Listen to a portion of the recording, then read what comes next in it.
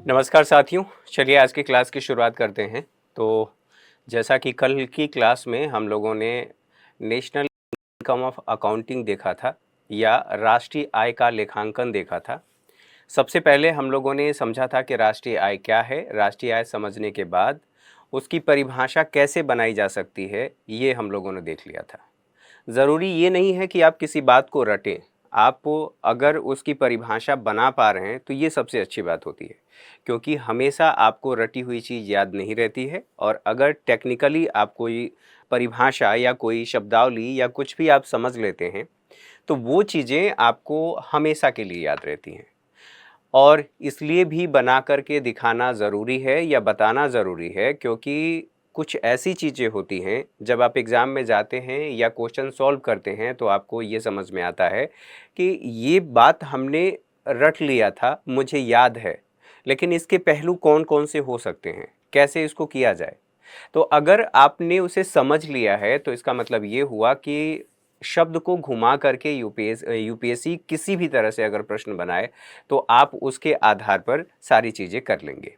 जैसे आज के ही सेशन में हम बात करेंगे कि जो राष्ट्रीय आय है, राष्ट्रीय आय, और जब हम जीडीपी की बात करते हैं, ग्रॉस नेशनल प्रोडक्ट, तो यहाँ पर नेशनल शब्द का मतलब क्या है और ग्रॉस का मतलब क्या है।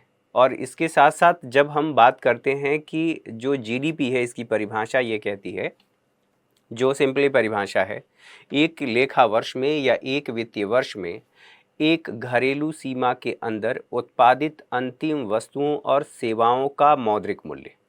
अब यहाँ पर अंतिम वस्तुओं और सेवाओं का मौद्रिक मूल्य है, तो अंतिम शब्द इसमें जुड़ा है तो इससे बहुत सारी चीज़ें पता चल जाएंगी। इसके बाद मौद्रिक मूल्य की बात होती है। तो मौद्रिक मूल्य क्यों ज़रूरी है? मौद्रिक मूल्य, अब यहाँ पर इसी चीज़ को थोड़ा सा समझ लेते हैं कि हम ये कह रहे हैं कि मौद्रिक मूल्य, ठीक है, मौद्रिक मूल्य। मान लीजिए आपने सेवा दिया, ठीक है, अब इस सेवा का मूल्य कितना है, आपने कितने किलो सेवा दिया है, ऐसा कह सकते हैं क्या? नहीं कह सकते। तो इस सेवा का मापन किससे होगा? मुद्रा से होगा, और इसीलिए मुद्रा भी जरूरी है। और मुद्रा की बात करेंगे तो आगे इससे अगला वाला जो लेसन है वो मुद्रा वाला ही है, मुद्रा एवं साख इत्यादि इत्यादि। उसी प्रकार से मान लीजिए आपने कोई वस्तु बनाया, वस्तु बनाने के बाद अब किसी वस्तु की जो लंबाई और चौड़ाई हम माप करके, जैसे कपड़ा है उसे हम मीटर में मापते हैं, लेकिन क्या मीटर में हम खाद्यान्न वस्तुओं को भी माप सकते हैं कि इतने मीटर ये खाद्यान्न वस्तु है? ये तो हो नहीं सकता। तो इन सब समस्याओं के समाधान के लिए ज़रूरी है कि हम मुद्रा को बीच में लाएं और मुद्रा को ला करके उन सभी वस्तुओं और सेवाओं के मौद्रिक मूल्य का आकलन कर लें, और मौद्रिक मूल्य में उस वस्तु की या सेवा की हम सेवा की गणना कर लेते हैं और गणना करके फिर राष्ट्रीय आय में जोड़ लेते हैं। ये बात आपके समझ में आ गई। तो हम लोगों ने कल जो पढ़ा था उसको एक बार रिवाइज कर लेते हैं, देख लेते हैं क्या क्या बातें। कुछ बच्चों की जो क्वेरी हैं, जैसे कि उनकी जिज्ञासा है कि एक डाउट सेशन कर लिया जाए। बिल्कुल डाउट सेशन होगा। जो भी आपके सवाल होंगे आप सवाल मेल कर सकते हैं, मेल आईडी आपको दी गई है, आप वो कर सकते हैं। बाकी डाउट सेशन में सारे इसलिए मैं कह रहा हूँ ताकि सारे सवाल कौन कौन से लेने लायक हैं और कौन कौन से ऐसे सवाल हैं जिनको बताया जा चुका है, ठीक है, और उसको दोबारा से रिपीट हो रहा है, तो वो सारी चीज़ें वेरिएशन हम देख लेंगे और उसके बाद एक डाउट सेशन होगा, उसमें सारी चीज़ें क्लियर कर दी जाएगी। दूसरी महत्वपूर्ण बात कि लिखते हुए फ्लो में एक बच्चे का कमेंट आया था कि सर निर्णय सही लिखिए। तो होता क्या है कि जब आदमी फ्लो में रहता है तो कोई शब्द जो अगला आपको बताना है उसमें कुछ शब्द छूट जाते हैं, कुछ अक्षर छूट जाती है, कुछ मात्रा छूट जाती है। तो इसका मतलब ये नहीं कि मुझे निर्णय लिखना नहीं आ रहा है। इसका मतलब ये है कि कंटेंट पर फोकस है, आपको समझाने पर फोकस है और कुछ चीज़ें उस फ्लो में रह जाती हैं, ठीक है। तो ठीक है, आपने मेरा ध्यान वहाँ पर आकर्षित किया, उस चीज़ का मैं ध्यान रखूँगा। बाकी आगे बढ़ते हैं और कल के सेशन में हम लोगों ने जो कुछ भी देखा था, जो कुछ भी पढ़ा था उसको देख लेते हैं। हम लोगों ने बात किया था राष्ट्रीय आय का लेखांकन, ये किसका भाग है, अवधारणा क्या है, किसने दिया था, तुलना और आवश्यकता, इन सबको हम लोगों ने देख लिया था। यहाँ पर हम लोगों ने बात किया था राष्ट्रीय आय 4 कारकों को प्राप्त, अर्थात भूमि को, उसके साथ साथ मजदूरी को, फिर पूंजी को, और जो उद्यमी है उसके लाभ की बात की जा रही है। इन सब को जो कारक आय प्राप्त हो रही है, इसी के टोटल को हम कह रहे हैं कि ये हमारा राष्ट्रीय आय है।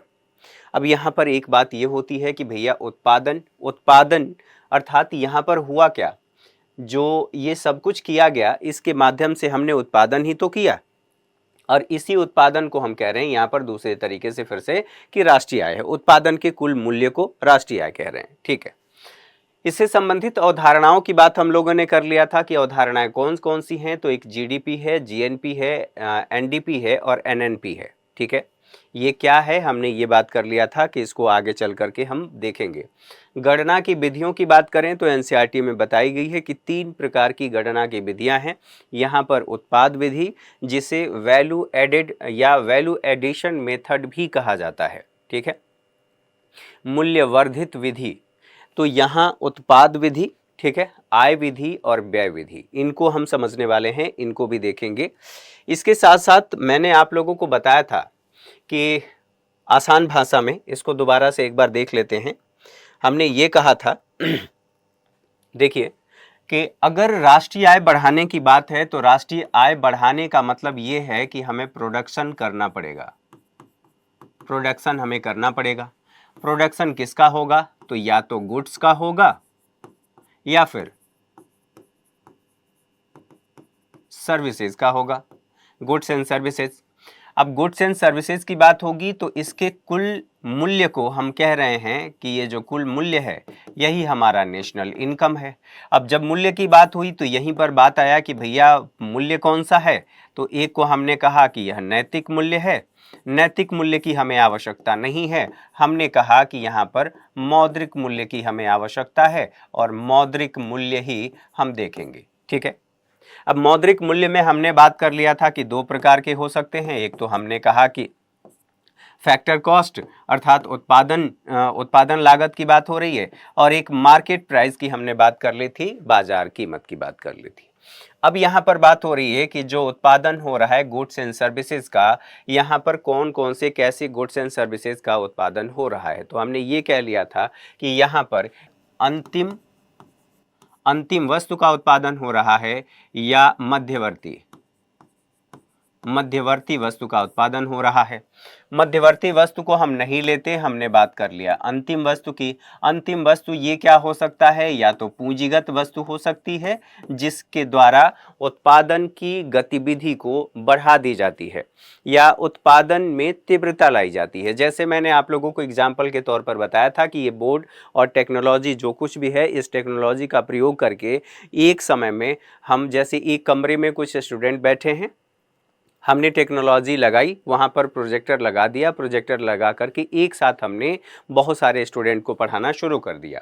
तो हमने कहा कि यहाँ पर क्या हो रहा है, गुड्स का उत्पादन हो रहा है, तो कैसा, अंतिम या मध्यवर्ती। तो मध्यवर्ती का मतलब नहीं है पूंजीगत, और यहाँ पर हो सकता है उपभोग की वस्तु हो, और उपभोग में हमने ये कहा था कि ये या तो हो सकती है सामान्य उपभोग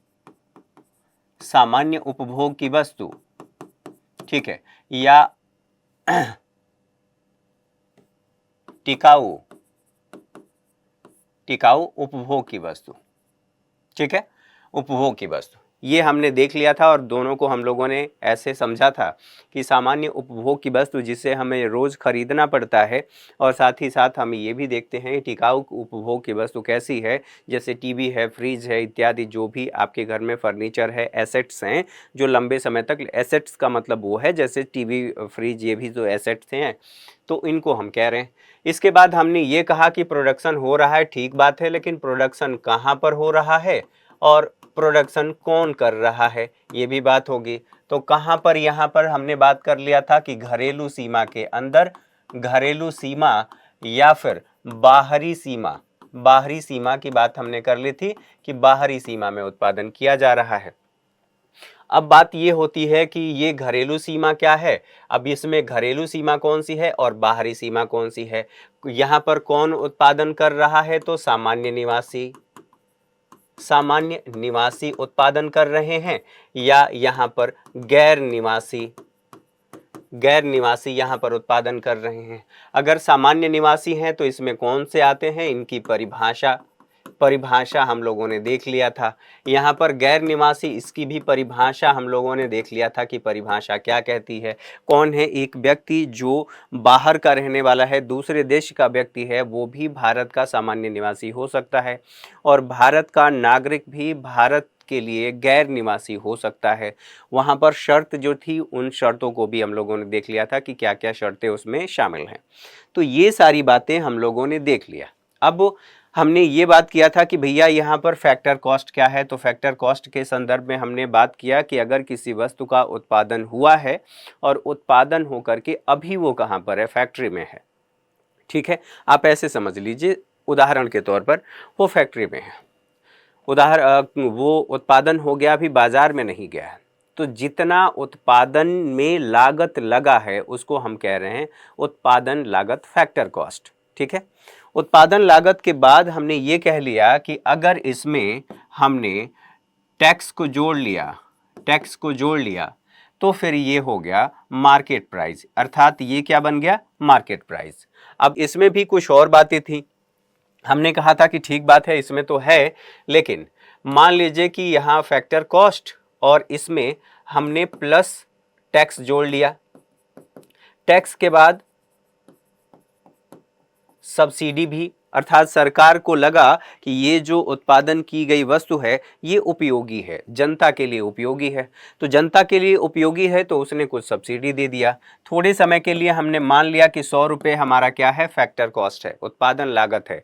100 रुपये के बाद यहाँ पर प्लस सरकार ने जो 10% टैक्स लगाए, इनडायरेक्ट टैक्स, कि आपने उत्पादन किया है आपको टैक्स देना पड़ेगा। तो हमने ये मान लिया कि 10 रुपये इस पर टैक्स लगा है। प्लस हमने ये कहा कि जब सरकार को लग रहा है कि चलिए ठीक है, आपका उत्पादन, आप पार्ले जी का बिस्किट बना रहे हैं, पार्ले जी का बिस्किट लगभग सभी लोग खाते हैं, ठीक, और पार्ले जी हमारे बीच फेमस भी है, बचपन से लेकर के अभी तक वो खाते आ रहे हैं। हाँ, ये ज़रूर बात है कि उसका साइज कम होता गया और उसकी कीमतें बढ़ती गई। ठीक है, फिलहाल यहाँ पर हमने ये कहा कि 5 रुपये सरकार ने सब्सिडी दे दी।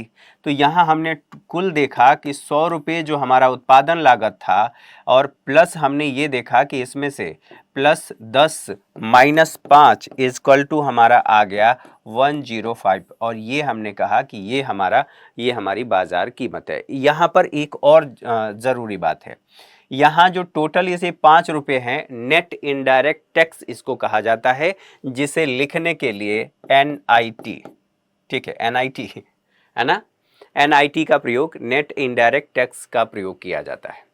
ये सारी बातें आप लोगों ने कल की क्लास में देख लिया था। केवल रिवाइज करने की ज़रूरत इसलिए थी क्योंकि पिछली क्लास को आज की क्लास से कनेक्ट करना है, और जब तक पीछे की चीज़ें रिकॉल नहीं होंगी आप कनेक्ट नहीं कर पाएंगे। अब बात आई थी, हमने ये कह लिया था कि भैया GDP, देखिए इससे संबंधित जो अवधारणाएं थी, हमने अवधारणाओं की बात कर लिया था कि इससे संबंधित कौन कौन सी अवधारणाएं हैं। अवधारणाओं में हमने ये कहा था कि GDP, GNP, NDP और NNP ये क्या है, इसको हम देख लेते हैं। तो हम लोगों ने जो कल की क्लास में पढ़ा था उसमें हम लोगों ने GDP की बात कर ली थी, ठीक है, डोमेस्टिक बाउंड्री की बात कर ली थी, घरेलू सीमा के अंदर उत्पादन की बात कर लिया था, घरेलू सीमा क्या है ये भी बात कर लिया था। अब घरेलू सीमा और घरेलू सीमा के साथ साथ राष्ट्रीय आय और घरेलू आय, इसमें अंतर क्या होता है ये समझना ज़रूरी है। ठीक है, तो सबसे पहले हम इसकी बात कर लेते हैं।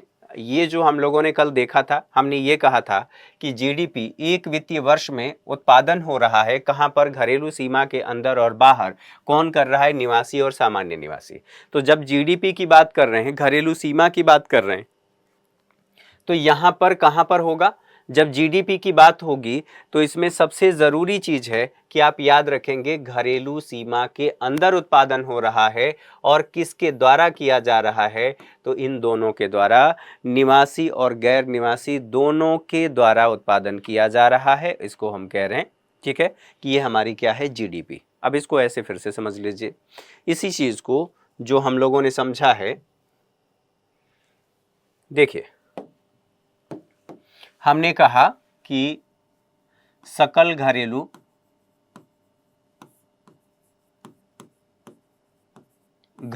उत्पाद, जिसे हम जीडीपी कह रहे हैं, ग्रॉस डोमेस्टिक प्रोडक्ट। अब ग्रॉस डोमेस्टिक प्रोडक्ट के लिए हमने ये कहा कि उत्पादन, ये प्रोडक्शन कहाँ हो रहा है, प्रोडक्शन किसका हो रहा है, गुड्स एंड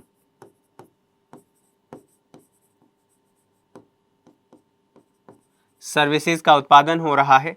हमने ये कहा कि ये उत्पादन कहाँ हो सकता है, या तो देश की घरेलू सीमा में हो सकता है या उसके बाहर भी हो सकता है।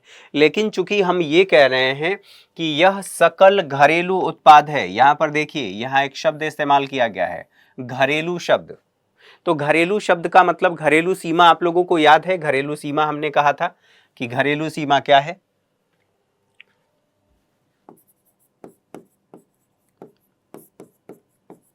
घरेलू सीमा यह हमारी राजनीतिक सीमा के अंदर का भूभाग है जहां पर उत्पादन होता है, जहां पर आर्थिक क्रियाएं होती हैं। तो राजनीतिक सीमाओं का भूभाग यानी कि समुद्री सीमा भी इसमें शामिल होगी। साथ ही साथ इसमें अब यहाँ घरेलू सीमा में क्या क्या बातें शामिल होंगी इसको देख लेते हैं। सबसे पहले यह राजनीतिक सीमा के अंदर का भूभाग है, ठीक है।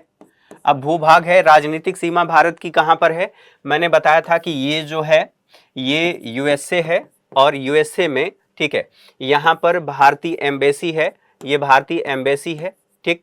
भारतीय एम्बेसी में यहां पर सेवाएं दी जा रही हैं, भारत की एम्बेसी है। यहां पर संप्रभुता किसकी है, यह राजनीतिक सीमा, संप्रभुता क्या है, राजनीतिक अवधारणा है। तो संप्रभुता यहां पर किसकी है, यह भारत की है। ये किसका एम्बेसी है, भारत का। इसी तरह से जापान में होगा, लगभग सभी देशों में होगा जिन देशों के साथ भारत का राजनयिक संबंध है, ठीक है। तो ऐसी स्थिति में यहां पर जो सेवाएं दी जाएंगी, यहां पर सेवा, तो इसका कुछ मूल्य होगा, और इस मूल्य को हम क्या करेंगे, इसी मूल्य को तो कह रहे हैं कि ये हमारी राजनीतिक सीमा, ये हमारी राजनीतिक सीमा है, और इस राजनीतिक सीमा के अंतर्गत जो भी सेवाएं दी गई हैं या उत्पादन किया गया है, उसका जो मौद्रिक मूल्य होगा उसको हम अपनी जीडीपी में शामिल कर लेंगे, ठीक है। अब यहां पर देखिए, अब ये थोड़ा सा इसको अलग रखिए, अभी इसको समझाने के लिए मैंने ये कहा कि ये हमारी घरेलू सीमा है, ये राजनीतिक सीमा है, भारत की राजनीतिक सीमा है, भारत यहाँ पर संप्रभु है, और इसलिए यहाँ पर जो उत्पादन किया जाएगा वो भारत के लिए, भारत के राष्ट्रीय आय में शामिल किया जाएगा, ठीक बात है। अब यहाँ पर कुछ और चीजें हैं, घरेलू सीमा, राजनीतिक सीमा के अंदर राजनीतिक सीमा, ठीक है, ये हो गया ना राजनीतिक सीमा, सभी देशों में जो दूतावास है, ये भी याद रखना है। एक बात और आती है कि जो मैंने कहा था कि जलयान, मान लीजिए कि यहां से इंडिया से लेकर के, अब इसी चीज को, इस डायग्राम को हटा देता हूं, मान लीजिए ये हमारा प्यारा भारत है, और यहां से हमने एक्सपोर्ट किया कहां पर, यूएसए को हमने एक्सपोर्ट किया। तो ये समुद्री मार्ग से ये गया, कहां गया, तो यूएसए गया। और यूएसए जाने का मतलब ये है कि ये लेकर के कौन जा रहा है, कोई जलयान होगा, तो इस पर कोई व्यक्ति होंगे, यहां पर व्यक्ति होंगे, और ये व्यक्ति अपनी सेवा दे रहे होंगे, चलाने वाला भी तो कोई होगा। अब चाहे ऐसे मान लीजिए चाहे ऐसे मान लीजिए, चला तो रहा है, चलाने वाला कोई व्यक्ति है, यानी कि सेवा दे रहा है, तो उसके बदले उसे भुगतान किया जाएगा, अर्थात वो कारक आय का सृजन कर रहा है। तो ये जो जलयान है, यहाँ पर जो उत्पादन हो रहा है, जो सर्विसेज दिया जा रहा है, और उससे जो उसको कारक आय की प्राप्ति हो रही है, उसे भी तो राष्ट्रीय आय में शामिल करेंगे, ये भी हमारी घरेलू सीमा के अंतर्गत आता है। अब थोड़ी देर के लिए मानिए कि ये तो जलयान है, वायुयान भी तो है वायुयान, ये भी, इसके माध्यम से भी तो हम इंडिया से यूएसए भेज रहे हैं, सामान भेज रहे हैं, यात्री जा रहे हैं, ठीक है, इसको भी शामिल किया जाएगा। हमने बात कर लिया कि जो यहां पर दूतावास है, दूतावास इसको भी शामिल किया जाएगा। दूतावास के साथ साथ हमने ये भी बात कर लिया कि सैन्य प्रतिष्ठान भी भारत के अलावा दूसरे देशों में हो सकते हैं, तो वहां पर भी जो सर्विसेज दी जाएंगी और जो कारक आय सृजित होगा उसको भी तो अपने राष्ट्रीय आय में शामिल करेंगे। ये सब कुछ कहां पर है? इन सबको हम मिलाकर के कह रहे हैं कि यह हमारी घरेलू सीमा है। क्या है? घरेलू सीमा है। क्लियर है? घरेलू सीमा समझ में आ गया। अब बात आती है कि घरेलू आय को सृजित करने वाले जो परिचालन क्षेत्र हैं उन सभी परिचालन क्षेत्रों को हम घरेलू सीमा कहते हैं। दोबारा से, घरेलू आय के जब आप परिभाषा में इसको लिखते हैं या फिर ऐसे लिखेंगे, केवल बोल के समझा दे रहा हूं, ठीक है। घरेलू आय को सृजित करने वाले, सृजित करने का मतलब कारक आय का सृजन होता है ना, ठीक है। तो यहां पर अर्जित की बात तो नहीं है, तो घरेलू आय के सृजित करने वाले जो परिचालन क्षेत्र है उनकी बात की जा रही है। तो यहीं पर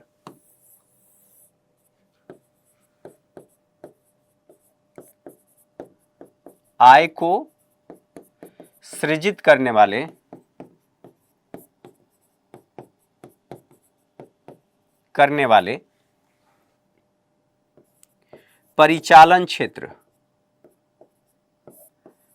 परिचालन क्षेत्र को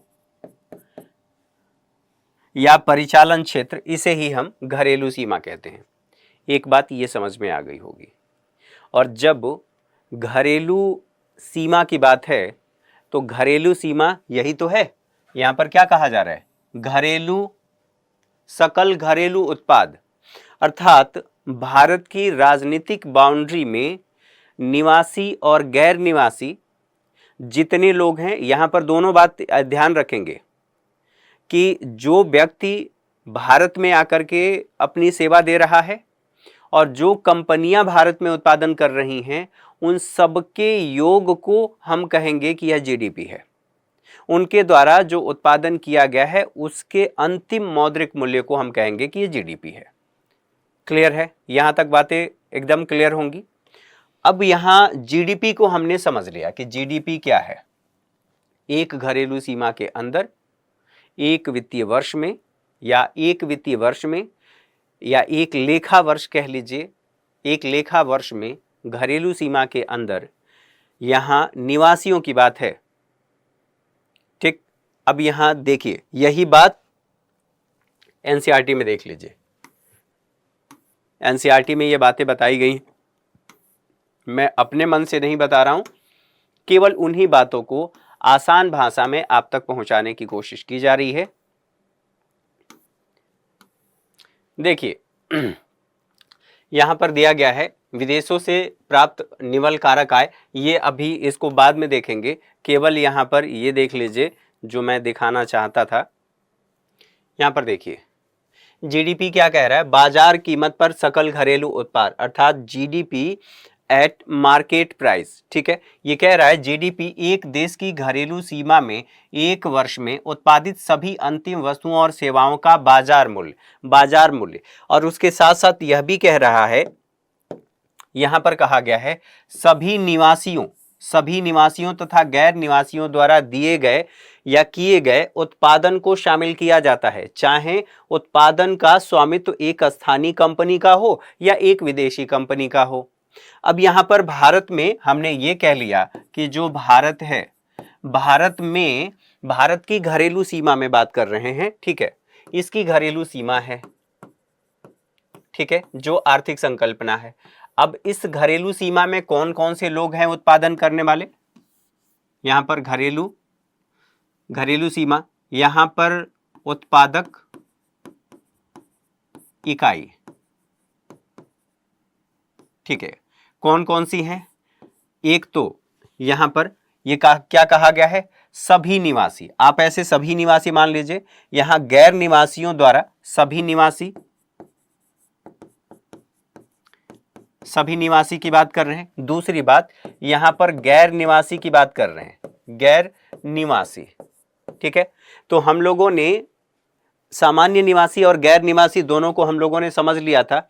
इन दोनों के द्वारा तो भारत में उत्पादन किया जा रहा है, प्रोडक्शन किया जा रहा है, और प्रोडक्शन किया जा रहा है तो इसका कुछ मूल्य होगा ना, और इसी मूल्य को तो हम कह रहे हैं कि ये जीडीपी है।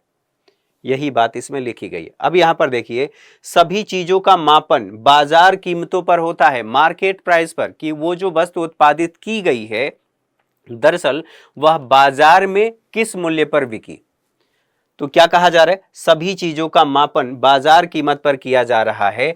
अब ये अब आगे चल करके अभी समझेंगे। तो यहां पर उत्पादन को शामिल किया जाता है, चाहे उत्पादन का स्वामित्व एक स्थानीय कंपनी जैसे यहां पर सभी निवासियों की बात की जा रही है, सभी निवासियों में सभी शामिल हो गए, और यहां पर कह रहे हैं स्थानीय कंपनी। तो स्थानीय कंपनी जैसे मान लीजिए कि महिंद्रा है। महिंद्रा भारत में ऑटोमोबाइल सेक्टर में कार्य करने वाली भारत की कंपनी है, अर्थात यह स्थानीय कंपनी है। यहां पर हमने कहा कि यहां एक विदेशी कंपनी, एक विदेशी स्वामित्व,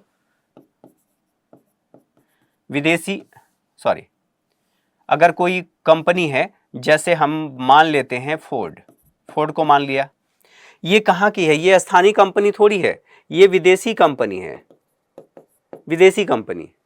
और विदेशी कंपनी है लेकिन उत्पादन कहां पर कर रही है, उत्पादन तो भारत में कर रही है ना, भारत की घरेलू सीमा में। तो यहां पर जो भी उत्पादन हो रहा है, अंतिम उत्पाद का मौद्रिक मूल्य भारत की जीडीपी कहलाएगा। यहां तक बातें क्लियर हो गई, ठीक है।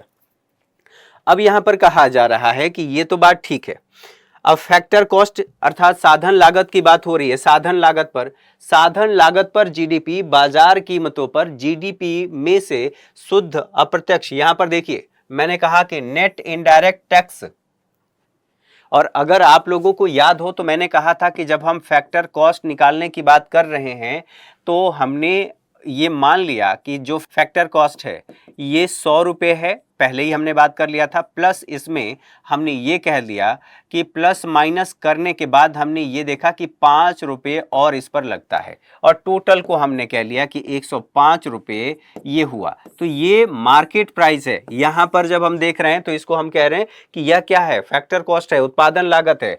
तो जो नेट इनडायरेक्ट टैक्स दिया गया, इस नेट इनडायरेक्ट टैक्स को यदि हम घटा देंगे तो हमारा फैक्टर कॉस्ट निकल करके आ जाएगा, ठीक है। जो हमने देखा कि नेट इनडायरेक्ट टैक्स लिया गया है, उस अगर टैक्स को हम घटा देंगे, उसकी मात्रा को घटा देंगे तो मार्केट प्राइस में से तो हमारा फैक्टर कॉस्ट निकल आएगा। वही बात यहां पर कही जा रही है कि साधन लागत पर जीडीपी, बाजार कीमतों पर जीडीपी में से शुद्ध अप्रत्यक्ष कर घटाने पर प्राप्त होती है। बाजार कीमतें वही कीमतें हैं जो उपभोक्ता द्वारा की जाती हैं, अर्थात क्रय की जाती हैं। बाजार कीमतों में उत्पाद करों, यहां पर उत्पाद करों तथा उपादानों को भी शामिल किया जाता है। साधन लागत शब्द का उपयोग उत्पादकों द्वारा दी गई कीमत के लिए किया जाता है। अतः साधन लागत बाजार की कीमतों में से शुद्ध अप्रत्यक्ष करों को घटाने पर प्राप्त होती है। साधन लागत पर जीडीपी एक देश की घरेलू सीमा में एक वर्ष में फर्मों द्वारा किए गए उत्पादन के मौद्रिक मूल्य का माप है। तो GDP factor cost is equal to GDP MP market price minus जो नेट इनडायरेक्ट टैक्स है, इसको घटाने के बाद प्राप्त हो रहा है। तो अब यहां पर देखिए, मान लीजिए कि हमने कहा कि जीडीपी फैक्टर कॉस्ट अर्थात उत्पादन लागत इक्वल टू, ये कह रहा है जीडीपी एमपी अर्थात मार्केट प्राइस। ये मार्केट प्राइस है, मान लिया कि हमने 105 रुपये मार्केट प्राइस मान लिया। तो मार्केट प्राइस में से ये जो 5 रुपया है, इसी को तो हम कह रहे थे कि ये जो 5 रुपया है, ठीक है, यही हमारा नेट इनडायरेक्ट टैक्स था। क्योंकि यहां पर लगा कितना था, 10 रुपये लगा था, 5 रुपये की सब्सिडी दी गई थी। इस 5 रुपये की सब्सिडी को हमने इसमें से घटा दिया, अर्थात जो टैक्स लगा था, टोटल टैक्स, उसमें से घटा दिया। तो हमारे पास क्या बचा, अर्थात यहां पर हमने क्या किया कि नेट इनडायरेक्ट टैक्स को माइनस कर दिया, और यहीं से हमारा फैक्टर कॉस्ट निकल गया, जिसको हम कह रहे हैं कि ये हमारा उत्पादन लागत है। तो अब हमारा जो था, एक तो हम ये समझ गए कि जीडीपी, ये क्या है, जीडीपी एट मार्केट प्राइस, यहाँ पर एमपी हो गया, एमपी का मतलब मेंबर ऑफ पार्लियामेंट नहीं, ये मार्केट प्राइस है। और फिर उसके बाद हमने ये देख लिया जीडीपी फैक्टर कॉस्ट। दो बातें हमारे समझ में आ गई। अब आगे बढ़ते हैं। अब हमने ये कहा कि देखिए घरेलू सीमा हमने समझ लिया, घरेलू सीमा के साथ साथ हमने क्या क्या इसमें बातें शामिल है वो देख लिया। ये जो सेगमेंट है इसका बार बार प्रयोग करूंगा और बार बार आपके सामने ये आएगा, तो इसे ध्यान रखेंगे, ठीक है। अब बात आती है कि भैया जीएनपी क्या है। तो जीएनपी ग्रॉस नेशनल प्रोडक्ट। अब एक बात सोचिए कि यहां पर हमने कहा कि जो उत्पादन किया जा रहा है इसको हटा देते हैं।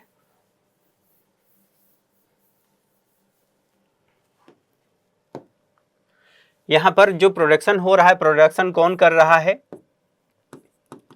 स्थानीय जो कंपनियां हैं या फर्म कह लीजिए, कंपनी ही मान लीजिए, इसको फर्म कह लीजिए, ठीक है। उसके बाद यहां पर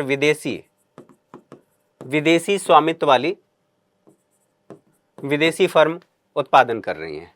तो ये जो विदेशी फर्म उत्पादन कर रहा है, यह लाभ जो कमाएगा वह ले भी तो जाएगा कहां पर? स्वदेश ये लाभ लेकर के भी तो जाएगा। और जब लाभ लेकर के जाएगा तो यानी कि हमारे पास बचा कितना? हमारे पास बचा यही जो यहां पर स्थानीय कंपनियों द्वारा, स्थानीय फर्मों द्वारा उत्पादन किया गया है, ठीक, या व्यक्तियों द्वारा उत्पादन किया गया है। स्थानीय फर्म और व्यक्ति दोनों शामिल कर लेंगे। ऐसी स्थिति में हम ये कह रहे हैं कि जीएनपी, अब यहां पर देखिए कहा जा रहा है जीएनपी अर्थात ग्रॉस, यहां पर किसकी बात हुई है? ये कहा जा रहा है कि नेशनल अर्थात राष्ट्रीय की बात की जा रही है। अब सोचो, घरेलू का मतलब घरेलू सीमा, घरेलू सीमा में जो उत्पादन हो रहा है दो लोग कर रहे हैं, या तो भारत की घरेलू कंपनियां और व्यक्ति, या फर्म कह लीजिए या व्यक्ति कह लीजिए, और उसके साथ साथ जो विदेशी कंपनियां और फर्म हैं दोनों उत्पादन कर रही हैं, और उसके टोटल मौद्रिक मूल्य को हमने कहा कि ये सकल घरेलू उत्पाद है, जीडीपी है, क्योंकि घरेलू सीमा के अंदर उत्पादन किया गया है, ठीक है। अब ये कहा गया कि यहां पर जीएनपी ग्रॉस नेशनल प्रोडक्ट, यहां पर ग्रॉस का मतलब कुल है, ठीक है, टोटल, अभी उसमें से कुछ घटाया बढ़ाया नहीं गया है। अब ऐसी स्थिति में हम ये कह रहे हैं कि यहां पर घरेलू है और वहां पर राष्ट्रीय है, तो भारत के कुछ व्यक्ति, जैसे भारत में कुछ विदेशी फर्म या विदेशी लोग उत्पादन कर रहे हैं भारत में रह करके, उसी तरह से कुछ भारत की कंपनियां, फर्म या आप कह लें व्यक्ति विदेशों में भी तो अपनी सेवाएं दे रहे होंगे, जॉब कर रहे होंगे। जैसे कि मैंने कल भी बताया था कि भारत के कुछ लोग ऐसे हैं जो जाकर के गल्फ कंट्रीज में अपनी सर्विसेज देते हैं और वहां से वो कारक आय अर्जित करते हैं, ठीक है। कारक आय जो अर्जित करते हैं उस कारक आय को अपने परिवार को भेजते हैं, और जो भेजते हैं उसको मैंने कहा कि वो रेमिटेंस के रूप में भेजा जाता है, और रेमिटेंस के रूप में भेजा जा रहा है। ऐसी स्थिति में वो हमारे देश में जोड़ा जाएगा ना, क्योंकि राष्ट्रीय की बात हो रही है। राष्ट्रीय में वो सब कंपनियां और व्यक्ति शामिल होंगे जो भारत के बाहर अपनी सेवाएं दे रहे हैं या उत्पादन कर रहे हैं। तो हम यदि जीडीपी में से, ये हमारी जीडीपी, ऐसे सामान्य तरीके से समझिए, ये हमारी जीडीपी है, जीडीपी। अब इसको एक आंकड़े में देख लेते हैं। हमारी कुल जीडीपी हमने मान लिया कि 1000 है, 1000 करोड़ मान लीजिए, अभी यहां पर 1000 मैं कह रहा हूं, 1000 है। इसमें से 1000 ज्यादा बड़ा आंकड़ा हो जाएगा, इसको समझने के लिए, सामान्यता समझने के लिए इसको मैं 100 रख लिया, ठीक है। हमारी कुल ये जीडीपी है। इस जीडीपी में से हमने ये कहा कि 80 यूनिट जो है या 80 रुपए का जो उत्पादन है, यह घरेलू फर्म के द्वारा उत्पादन किया गया। जो 20 है, ठीक है, जो 20 रुपए का उत्पादन किया गया है, यह घरेलू फर्म के द्वारा नहीं, यह विदेशी फर्म के द्वारा उत्पादन किया गया है। यह 20 रुपया यहां से ले जाया जाएगा वापस। अब इसमें ये 20 रुपये ले जाया गया, ठीक है, हमने इसको निकाल दिया। अब जो बाहर रह रहे व्यक्ति हैं, उन्होंने बाहर में क्या किया कि यहां पर 15 रुपए का उन्होंने आय सृजित किया, आय अर्जित किया, ठीक है।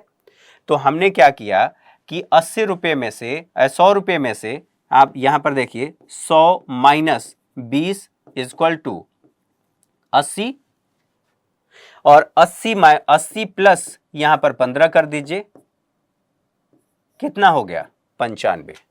अब ये हो गया 95 हमारा, ये हमने कहा कि यह हमारा ग्रॉस नेशनल प्रोडक्ट है, अर्थात यह सकल राष्ट्रीय आय है। ठीक है, हमने प्लस माइनस किया और प्लस माइनस करने के बाद ये हमारे पास आ गया। तो ये बातें समझ में आ गई। अब इन बातों को समझने के बाद अब यहां पर सोचिए, ये हमारा, हमने कहा कि ये हमारी जीएनपी है, इसी को कहा जीएनपी है, ग्रॉस नेशनल प्रोडक्ट। अब ग्रॉस नेशनल प्रोडक्ट, ये दोनों को हम लोगों ने जीडीपी और जीएनपी सब कुछ समझ लिया। समझने के बाद यहीं पर एक और चीज यहां जो मैं भूल गया था उसको यहां पर बता देता हूं। क्या बातें थी? जब हमने राष्ट्रीय आय की बात की थी, नेशनल इनकम की, तो नेशनल इनकम, और यहीं पर इसको अगर मैं ऐसे कहूं कि domestic national income equal to domestic income, अर्थात घरेलू आय की बात हो रही है। अब घरेलू आय अभी बताऊंगा, घरेलू आय प्लस माइनस, अगर हमने ये कह दिया कि इसमें हमने जोड़ भी लिया और घटा भी लिया, हमने घटाया किसको? तो एक तो वो व्यक्ति हैं जिन्होंने भारत में उत्पादन किया, विदेशी हैं, तो विदेशों से प्राप्त, यहां पर विदेशों से प्राप्त शुद्ध कारक आय को यदि हमने विदेशों से प्राप्त शुद्ध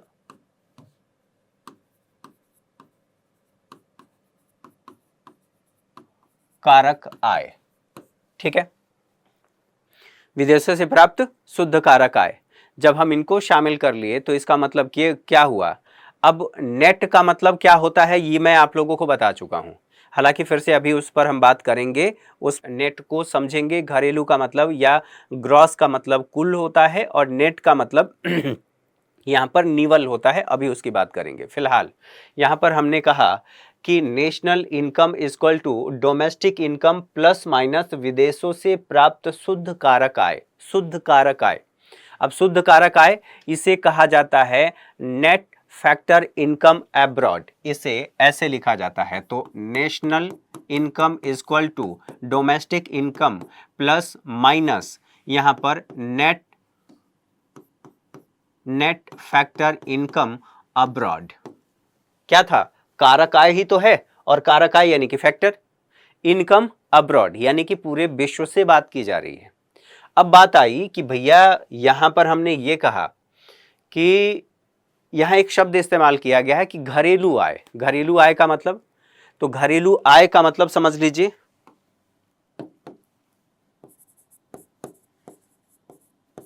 घरेलू आय, डोमेस्टिक इनकम जिसको कहते हैं। तो डोमेस्टिक इनकम का सीधा सीधा सा मतलब ये है घरेलू सीमा के अंदर निवासियों और जो गैर निवासी हैं उनके द्वारा जो सृजित अंतिम आय है उसको कहते हैं हम, ये घरेलू आय है। ठीक है, तो ये बात आप लोगों के समझ में आ गई कि घरेलू सीमा के अंदर, घरेलू सीमा हम पढ़ चुके हैं, घरेलू सीमा के अंदर, ठीक है, घरेलू सीमा के अंदर क्या किया गया है? निवासियों और गैर निवासियों दोनों है ना, निवासियों और गैर निवासियों, गैर निवासियों द्वारा सृजित आय, सृजित आय, इसको हम कह रहे हैं। अब यहां पर सृजित आय टोटल को हम लोगों ने बात कर लिया। अब इसमें ग्रॉस का मतलब इसमें घिसावट शामिल नहीं है, वो आगे चल करके अब बात करेंगे। अब दूसरे को मैंने कहा यही बातें जो जीडीपी और जीएनपी आपने देखा था ना, इसी को दूसरे तरीके से यहां बताने की कोशिश की जा रही है। अगली बात ये कहा जा रहा है कि राष्ट्रीय आय। अब राष्ट्रीय आय को समझ लेते हैं जिसको कहते हैं नेशनल इनकम। ये डोमेस्टिक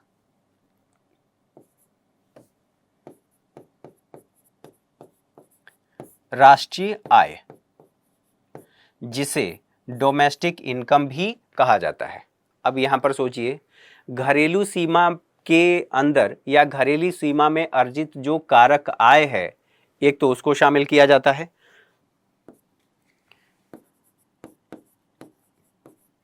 घरेलू सीमा में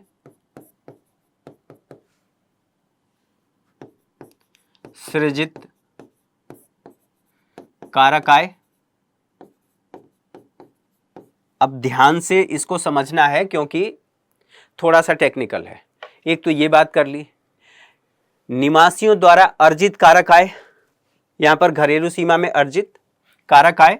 अब किसकी कारक आय? तो निवासियों द्वारा अर्जित सृजित कारक आय, ये बात इसमें शामिल है। अब कारक आय के साथ साथ अब गैर निवासियों द्वारा अर्जित कारक आय, इसमें क्या शामिल होगा क्या? क्योंकि हम राष्ट्रीय की बात कर रहे हैं और राष्ट्रीय आय में हमने ये समझा था कि जब हम नेशनल जीएनपी की बात कर रहे हैं, अर्थात राष्ट्रीय आय की बात कर रहे हैं, तो जो भारत में रहने वाले विदेशी लोग हैं और जिन्होंने कारक आय अर्जित किया, सृजित किया और उसे वो लेकर के जा रहे हैं, तो हम उनको माइनस कर देंगे। तो स्वाभाविक सी बात है, आप अब कह सकते हैं कि राष्ट्रीय आय में घरेलू आय भी शामिल है, क्योंकि घरेलू सीमा के अंदर सृजित कारक आय है। तो जो यहां पर भी सृजित किया गया है, अर्थात जो भारत के निवासी हैं, उन निवासियों के द्वारा जो सृजित आय है, या फर्म कह लीजिए या व्यक्ति कह लीजिए, उनके आय को इसमें शामिल किया गया है। तो अगर आपसे ये पूछा जाए कि घरेलू आय या राष्ट्रीय आय, इन दोनों में से हम ये कहेंगे कि किसमें घरेलू आय को भी शामिल किया गया है, तो स्वाभाविक सी बात है घरेलू आय राष्ट्रीय आय में पहले से ही शामिल है। ये बात आपको समझ में आ गई। अब बात आती है कि हमने दो और बातें समझा था यहां पर, और कहा था यहां पर हमने ये कहा था, जो नेशनल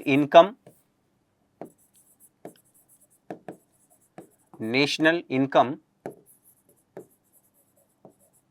इससे संबंधित जो अवधारणाएं थी, एक हमने कहा था जीडीपी और दूसरे को कहा था जीएनपी और तीसरे को कहा था इसी से संबंधित एनडीपी, नेट डोमेस्टिक प्रोडक्ट, और यहां पर कहा था यहां पर एनएनपी अर्थात नेट नेशनल प्रोडक्ट। यहां पर प्रोडक्ट है, ठीक है, दरअसल वो प्रोडक्शन की ही बात है, प्रोडक्ट है, ठीक। हमने इस दो को तो समझ लिया, ये हमारा दो पूरा हो गया। हमने जीडीपी देख लिया, जीएनपी देख लिया, और मैंने कहा कि एक है ग्रॉस, एक मैंने कहा कि ग्रॉस और एक है नेट, ठीक है। इसका मतलब होता है सकल और इसका मतलब होता है निवल, ठीक है, इसका मतलब होता है निवल। अब बात सोचो, कल मैंने कहा था कि आप कोई कार्य किए और कार्य करने के बाद आपने ये कहा कि मुझे जो अभी कुल मिला है, सब कुछ आपने फैक्ट्री लगाया, एक यहाँ पर ऐसे मान लीजिए ये आपकी फैक्ट्री है, आपने यहाँ पर लगाया, उत्पादन किया अर्थात प्रोडक्शन किया, टोटल जो आपको मिला 100 रुपये मिला। कितना? 100 रुपये। अब 100 रुपये आपके एक दोस्त ने कहा कि यार तुम्हें तो 100 रुपये मिल गए, तो आपने कहा कि रुको जरा, आप लोगों ने शॉर्ट्स में बहुत देखे होंगे रुको जरा, है ना, तो आपने कहा कि रुको जरा मैं बता रहा हूं कि मुझे क्या मिला है। तो आपने कहा कि भाई ये जो 100 रुपये देख रहे हो ना, दरअसल इस 100 रुपये में मेरी जो उत्पादन लागत है, वो उत्पादन लागत कुल मेरी 70 रुपये है। तो 100 में से 70 तो पहले घटा दो, बचा कितना? 30 रुपये। अब उसने कहा कि ये तो शुद्ध उत्पादन लागत है, यह फैक्टर कॉस्ट है, ऐसे समझ लीजिए, उत्पादन लागत है। आपने कहा कि भाई उत्पादन करने के लिए अर्थात 100 रुपये प्राप्त करने के लिए मैंने क्या किया, ठीक है। अब ये कहा कि 70 रुपये ये हमारा क्या है? फैक्टर कॉस्ट है। और फैक्टर कॉस्ट के बाद यहीं पर याद रखिए, अब ये कहा गया कि भैया हमने पूंजी का प्रयोग किया है, और पूंजी में क्या शामिल है? पूंजी में मुद्रा और जो मशीनरी है वो सब कुछ शामिल है, टेक्नोलॉजी भी शामिल है, ठीक है। तो ये जो मैंने लगाया, ये मशीन मैंने जब खरीदा था तो थोड़े समय के लिए मान लीजिए ये मशीन की मेरी कुछ XYZ कुछ भी कीमत रही होगी, XYZ कुछ भी कीमत रही होगी।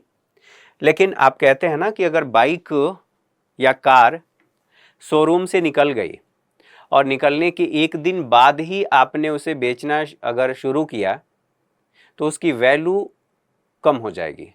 अर्थात जो मूल्य मिलना चाहिए, जिस मूल्य पर आपने शोरूम से खरीदा था, क्या वही कीमत, जिस कीमत पर खरीदा था वही मिलेगी? नहीं मिलेगी। अर्थात डेप्रेसिएशन हो गया है। अब यहां पर उसको थोड़ा सा ऐसे समझिए कि पूंजी में दो चीजें, यहां पर मुद्रा भी शामिल है और यहां पर मशीन भी शामिल है। मशीन, तो ये जो मशीन है इसमें घिसावट भी तो हो रहा है। घिसावट, आपने उत्पादन किया और उत्पादन करने के बाद पता चला कि उसका कोई एक पार्ट घिस गया है, या लगभग सभी पार्ट घिसे हैं लेकिन एक पार्ट ज़्यादा घिस गया है, तो उस पार्ट को बदलने में आपको पैसा तो खर्च करना पड़ेगा।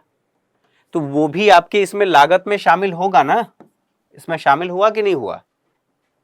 अब अगर ये शामिल हो गया तो आपने कहा कि एक काम करो भैया, ये जो घिसावट हुई है ना, इसका टोटल मैंने क्या कर लिया कि मैंने मान लिया 70 प्लस यहां पर 5 रुपए, कितना हो गया? टोटल हमारा हो गया यहां पर 75। अब उसने कहा कि अच्छा तो यानी 25 रुपये कमाए हो। कहा कि रुको जरा अभी और बताता हूं।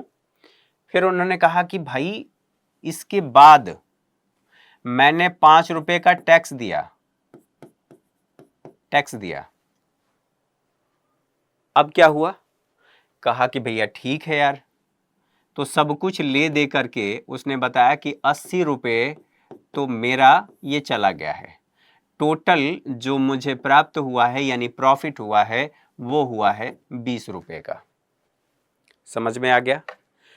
यानी कि कुल मिलाकर के जो मैं बताना चाह रहा हूं, यहां पर घिसावट की बात कही जा रही है। और अब वो व्यक्ति बताएगा कि नेट जो मेरी इनकम हुई है वो कितनी है।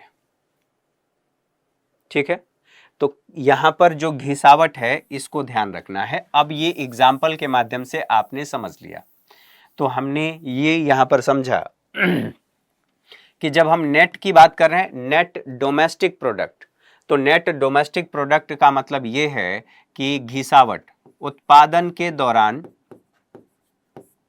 उत्पादन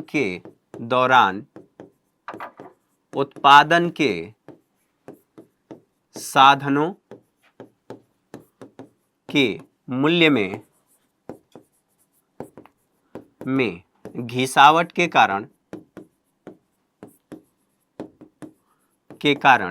आने वाली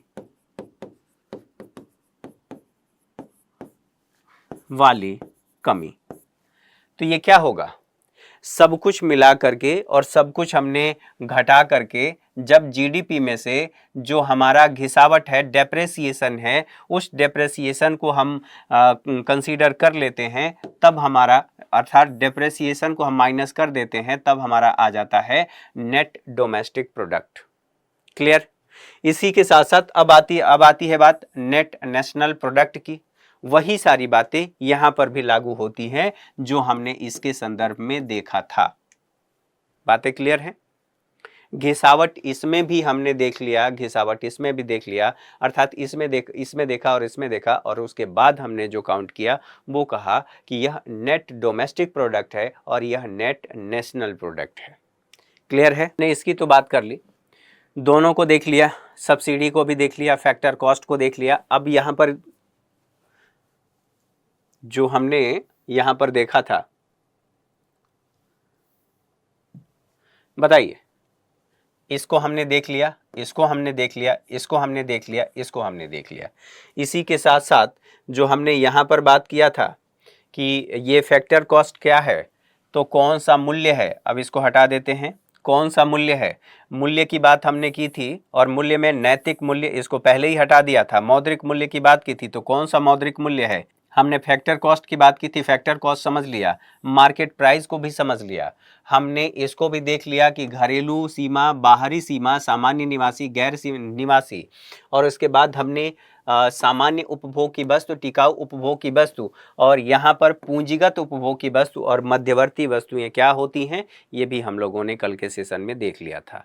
तो मध्यवर्ती वस्तु को एक बार फिर से देख लेते हैं और फिर आगे बढ़ते हैं। तो चलिए मध्यवर्ती वस्तु को एक बार समझ लेते हैं। तो उत्पादन में हमने ये कहा कि एक किसान है, कपास का उसने उत्पादन किया, कपास से एक फैक्ट्री में वो गया, कपास गया और उससे धागा बना, ठीक है, धागा बना, धागे से यहाँ पर हमने कहा कि कपड़ा बना, और कपड़े से यहाँ पर फाइनली शर्ट बन गया और यह बाजार में गया। यहाँ पर मैंने कहा कि जो धागा है इसका 100 रुपये लिया गया है, यहाँ पर इस व्यक्ति ने जो धागा बनाने वाला है ये 200 रुपये, ठीक है, 200 रुपये इसने कर दिया। 200 के बाद 200 में ये खरीदा, अर्थात कपड़ा बनाने वाली कंपनी ने खरीदा, और इसमें उसको ये कपड़ा बना करके अर्थात ये 300 का हो गया और इसको बेच दिया। ये जब यहाँ पर बेचा गया तो शर्ट बनाने वाली कंपनी ने को इसका शर्ट बनाया और इसे 400 में बेच दिया। तो एक बात बताइए, यहाँ पर जब ये इसको बेच रहा है तो इस 200 में ये 100 रुपये शामिल है ना। दोबारा से, जब ये व्यक्ति जो धागा बनाया है, ये धागा बनाया है तो इस बना करके बेचने के दौरान ये जो 100 रुपये में इसने खरीदा है कपास, इस कपास को इसमें शामिल किया गया है कि नहीं किया गया है? स्वाभाविक सी बात है कि ये कपास इसमें शामिल है, कपास का मूल्य इसमें शामिल है, तभी तो 200 रुपये है। और उसके बाद फिर यहाँ पर हमने ये कहा कि ये जो स्थिति है यहाँ पर जब आया तो 300 हुआ, अर्थात इसमें 100 रुपये का मूल्यवर्धन किया गया। अभी मूल्यवर्धन बाद में समझेंगे। फिलहाल ये जो स्थिति है, यहाँ पर जो कपड़ा बना है, इस कपड़े को हमने कहा कि शर्ट बनाया, तो ये सारी चीजें, ये 200 और प्लस यहाँ पर 100, ठीक, ये सब कुछ इसमें शामिल है ना। तो ये सब कुछ शामिल, यानी कि 200 रुपये इसमें शामिल है, प्लस 100 रुपये का उसने वैल्यू एडिशन किया है। तो टोटल जो हमारा मूल्य आएगा, हम ये देखेंगे ना कि इस मूल्य को हम शामिल नहीं करेंगे। अगर ऐसे हम शामिल करेंगे, देखेंगे तो 4 3 7 2 9 1 10, अर्थात हमारा कितना हो गया, यहाँ पर 1000 हो गया। तो ये तो दिक्कत है, क्योंकि यहाँ पर जो मध्यवर्ती वस्तु है, इस कपड़े के लिए इन दोनों के मध्य ये मध्यवर्ती वस्तु है, और यहाँ पर शर्ट के लिए हम ये कह रहे हैं कि ये मध्यवर्ती वस्तु है। तो अगर मध्यवर्ती वस्तुओं को काउंट करेंगे फिर तो हमारी जीडीपी बहुत ज़्यादा हो जाएगी, इसलिए हमें मध्यवर्ती वस्तुओं को काउंट नहीं करना है। तो फिर यहाँ पर क्या करना है, यह देखना है कि अंतिम मौद्रिक मूल्य, और जो अंतिम उत्पाद है, अंतिम उत्पाद क्या है, शर्ट है, और इसका मौद्रिक मूल्य हमें देखना है, मौद्रिक मूल्य देखना है, और ये हमने कहा कि इसी को हम लेते हैं। अब बात आती है इन सभी बातों को समझने के बाद कि भैया ये सब सारी बातें तो समझ लिया, अब जो गणना की विधियां हैं वो कौन सी हैं और कैसी हैं। तो गणना की विधियों को हम लोगों ने 3 भागों में बांट करके देखा था, और 3 भाग कौन कौन से हैं। गणना की विधियों में हम लोगों ने 3 बातें देखा था, ये मध्यवर्ती वस्तु, ये हमने समझ लिया, अंतिम वस्तु को हमेशा शामिल किया जाएगा। अब इससे संबंधित 3 विधियां हैं। एक को हमने कहा कि उत्पाद विधि, जिसे हम कहते हैं प्रोडक्शन मेथड, या इसको कहा जाता है वैल्यू एडिशन। पहले उत्पाद विधि थी, अब इसे कहा जाता है वैल्यू एडिशन, अर्थात मूल्य वर्धित विधि। तो यहां पर देखिए, उत्पादन विधि, और दूसरे को कहा गया कि आय विधि, और तीसरे को कहा गया व्यय विधि। ये 3 विधियां हैं इससे संबंधित। अब तीनों को एक एक करके समझ लेते हैं, ठीक है। अच्छा, हमने ये बात तो पूरा देखा ही, इसमें एक चीज हमने नहीं देखी, वो अभी आगे आएगा, वो आप लोग ध्यान रखेंगे कि राष्ट्रीय आय में कौन से आय को शामिल नहीं किया जाता है। तो मैंने आप लोगों को संक्षेप में बता दिया था पहले ही कि जो हमारा हस्तांतरित आय है, उस हस्तांतरित आय को हम शामिल नहीं करते हैं, ठीक है। तो हम लोगों ने 3 विधियों के बारे में बात किया था। नेशनल इनकम से संबंधित 3 विधियां हैं, और 3 विधियां कौन सी? उत्पादन विधि, जिसे अब वैल्यू एडिशन मेथड भी कहा जाता है, और उसके साथ साथ हमने ये बात कर ली कि यही जो वैल्यू एडिशन मेथड है, इसको हम कहते हैं कि यह आगे चल करके जीवीए जब आप पढ़ते हैं ना, तो जो वैट से संबंधित बातें हैं वो सब कुछ इसी से संबंधित है, वो आगे आप लोगों को पढ़ने को मिलेगा।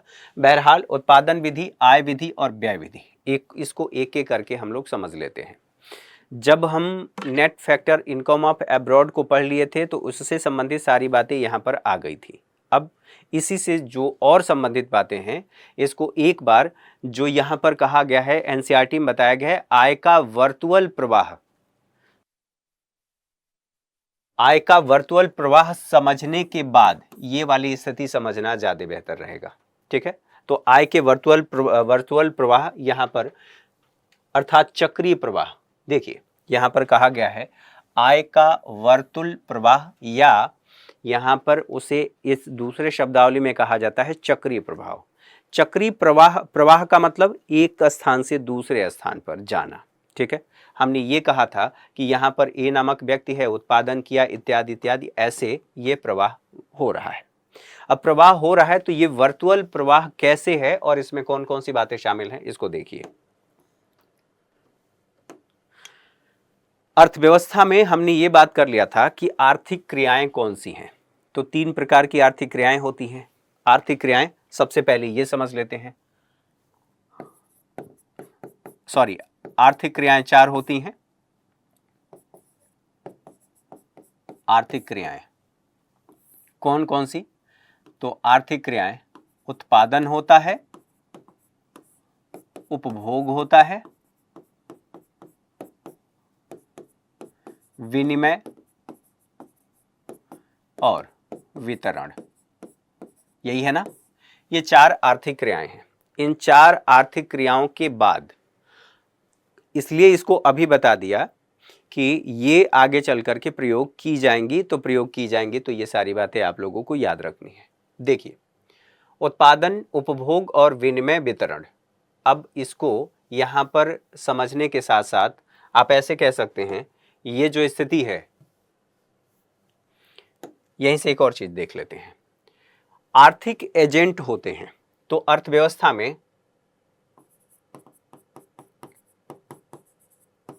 आर्थिक एजेंट,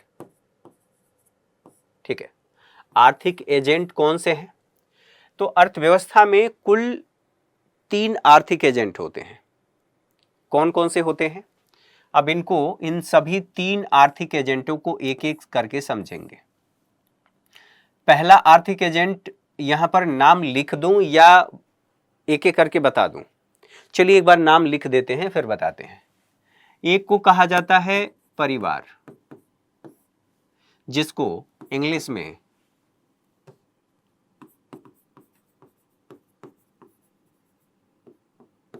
हाउस होल्ड कहा जाता है, और दूसरा है फर्म,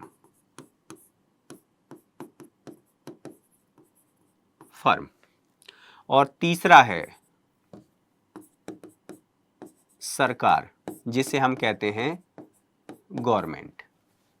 यहां पर 3 आर्थिक एजेंट हैं। चौथा इसमें सेक्टर शामिल होता है, उसको हम बाद में देखेंगे।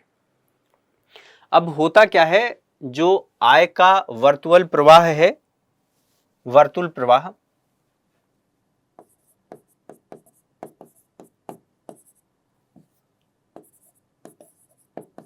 चक्रीय प्रवाह, आय का चक्रीय प्रवाह। तो आय का चक्रीय प्रवाह कैसे होता है? एक को मैंने कहा कि यह क्या है, परिवार है।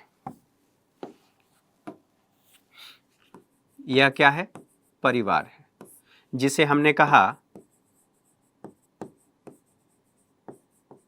House hold. अब हाउस होल्ड का मतलब जो आप घर समझ रहे हैं वो घर नहीं है ये। अच्छा, एक तो ये चीज है। दूसरा है, हमने कहा कि एक फर्म है। क्या है? फर्म है। फर्म, ये फर्म है। ये हाउस होल्ड क्या है इसको समझ लेते हैं। हाउस होल्ड का मतलब ये है कि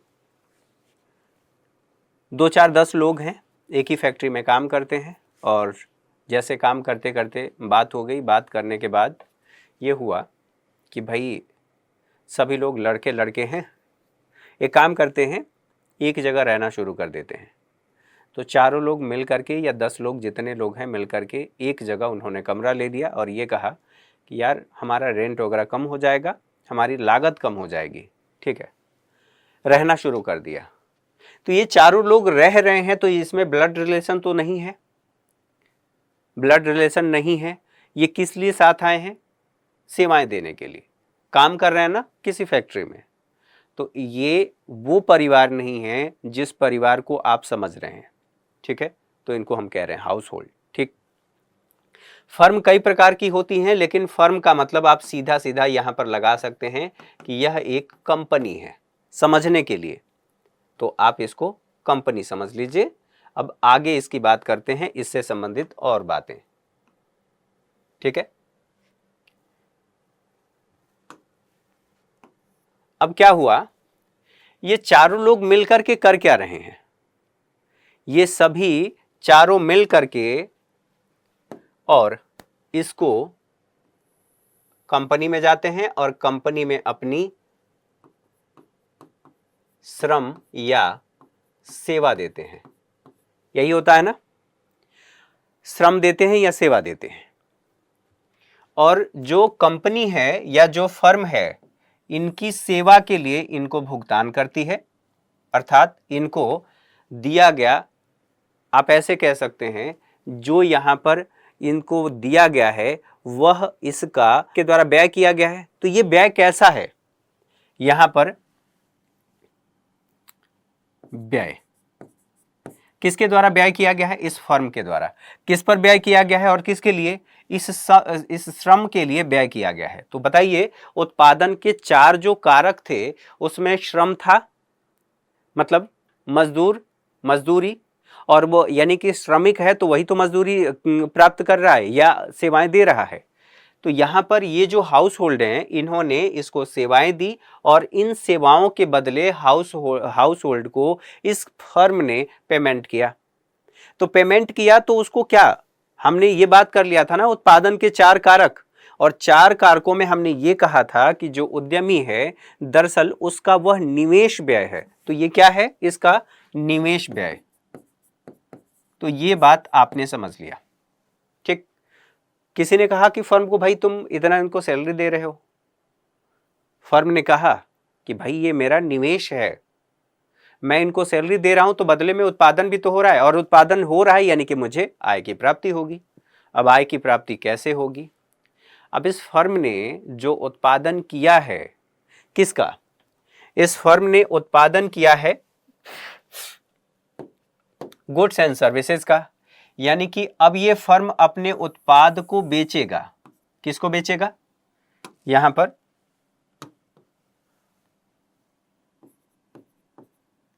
सॉरी,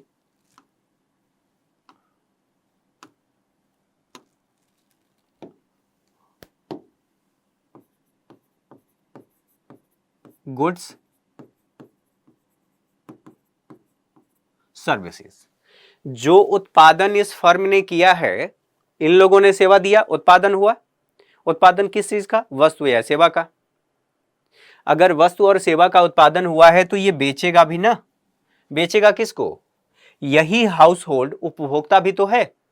हम मान लीजिए कहीं पर किसी फैक्ट्री में काम करते हैं और बिस्किट बनाने वाली फैक्ट्री है, तो बिस्किट हम खाते भी तो हैं।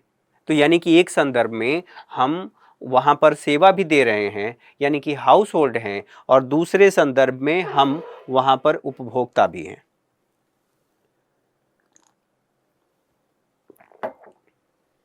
तो ये बात यहां पर समझ में आ गई। और जब इस फर्म ने इस परिवार को अर्थात हाउस होल्ड को बेचा, बेचने के बाद इन्होंने क्या किया? इनको भुगतान किया, अर्थात इनका व्यय हुआ। इसने क्या किया था? निवेश व्यय किया था। किस पर?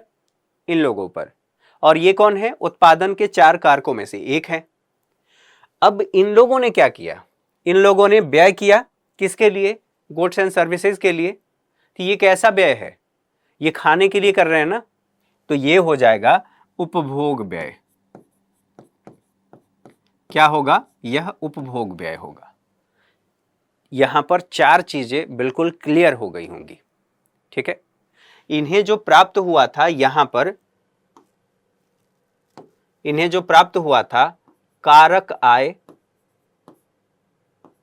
कारक आय जिस इन्हें प्राप्त हुआ था, और इसी कारक आय का प्रयोग करके इन लोगों ने यहां से फर्म से गुड्स एंड सर्विसेज खरीदा, और जो गुड्स एंड सर्विसेज खरीदा वो क्या था? उपभोग व्यय था।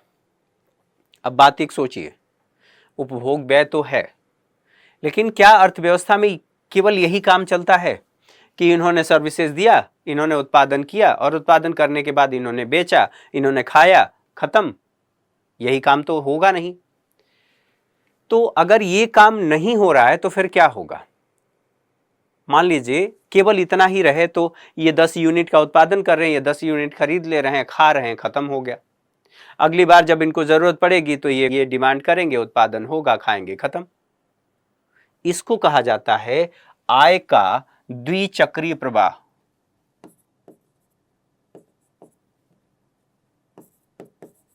द्विचक्रीय प्रवाह अर्थात दो लोगों के मध्य हो रहा है। अब हम इसको हटा देते हैं, अब हम पढ़ने वाले हैं आय का त्रिचक्रीय प्रवाह। अब त्रिचक्रीय प्रवाह इसको समझेंगे, कैसे समझेंगे? मान लीजिए यहां पर ये हाउस होल्ड है, ये फर्म है, इसको निवेश के लिए व्यय चाहिए, निवेश के लिए पैसा चाहिए। तो निवेश के लिए पैसे चाहिए थे, तो यहां पर बचत तो करना पड़ेगा। तो क्या ये अपने इन्होंने जो पैसा कमाया है, अब ऐसे समझिए कारक आय का सृजन किया है, अर्जित किया है, इस पैसे को इनको दे दे, या फिर ये क्या करेंगे? घड़े में रख करके जमीन में गाड़ देंगे? ऐसा तो नहीं होगा, इससे तो बचत नहीं होगी। बचत हो भी जाएगी लेकिन वो संसाधन गतिशील नहीं होगा। अब संसाधन गतिशील क्या होता है उसको समझेंगे। तो यहां पर क्या हुआ? यहां पर बैंक आया। कौन आया?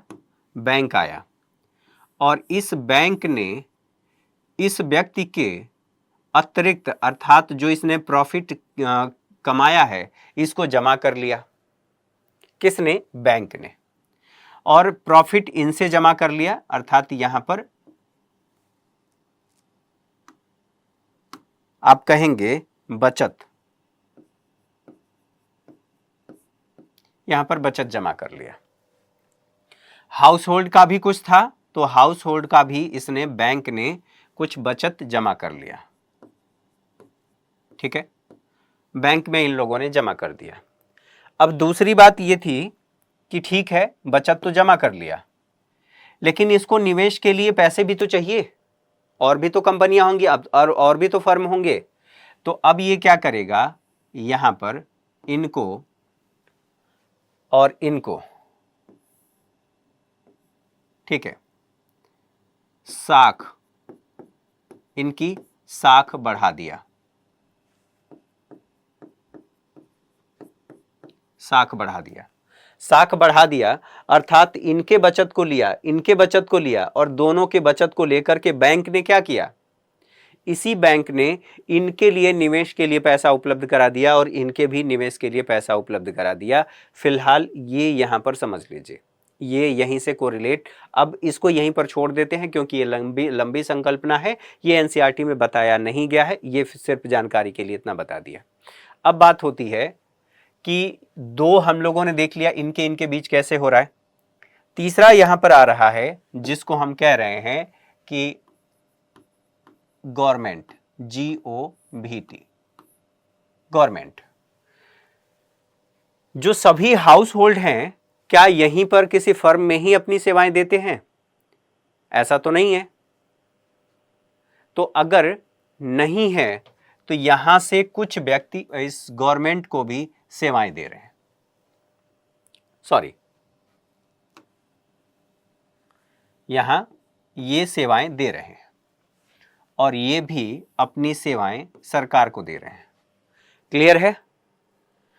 सेवाएं कैसी दे रहे हैं? ये जो उत्पादन कर रहे हैं, मान लीजिए सरकार को अवसंरचना विकास करना है, अवसंरचना विकास, और अवसंरचना विकास में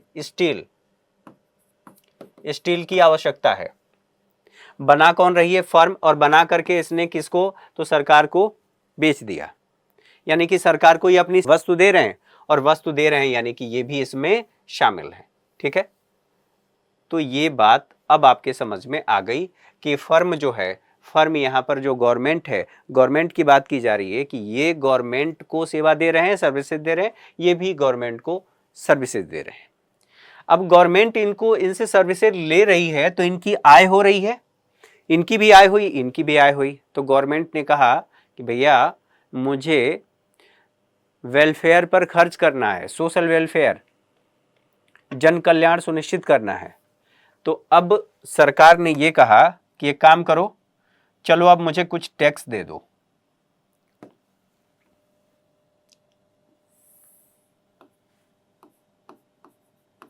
टैक्स दे दो, और सरकार ने इनसे भी टैक्स ले लिया, टैक्स का भुगतान। अब क्या हुआ, यहां पर ये जो देखा आपने, आय का द्विचक्रीय प्रवाह केवल फर्म और हाउस होल्ड के मध्य था, अब ये क्या हो गया? आय का त्रिचक्रीय प्रवाह हो गया। और ये कौन है?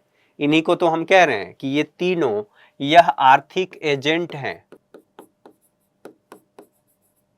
आर्थिक एजेंट हैं। ठीक है, ये आर्थिक एजेंट हैं। तीन आर्थिक एजेंटों की हम लोगों ने बात कर ली, और इस चीज को आगे जो आपको चल करके पढ़ना है वो इसको कहा जाता है कि ये जो स्थिति आप देख रहे हैं, दरअसल ये कैसी स्थिति है? इसको हम कह रहे हैं कि भैया यह एक ऐसी स्थिति है जो जिसे आगे चल करके कहा जाएगा, यह क्लोज्ड इकोनॉमी है, क्लोज्ड इकोनॉमी है। यानी कि ये कैसी? एक बंद अर्थव्यवस्था है।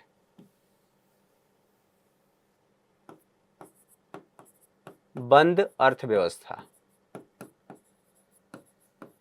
तो आज के संदर्भ में आप सोचिए, कोई ऐसी अर्थव्यवस्था है विश्व की जो केवल ऐसे रह सके?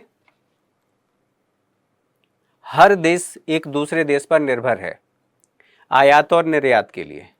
यानी कि अब आप ये कह सकते हैं कि विश्व का कोई भी ऐसा देश नहीं है जो अपनी जरूरत की सभी वस्तुएं बनाता है और उसका उपभोग करता है।